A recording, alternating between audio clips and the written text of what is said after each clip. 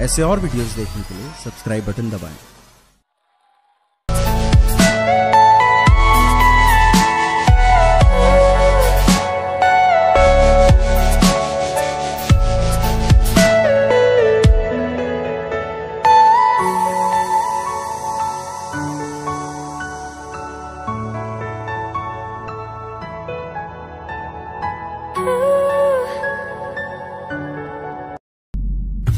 ऐसे और वीडियोस देखने के लिए सब्सक्राइब बटन दबाएं।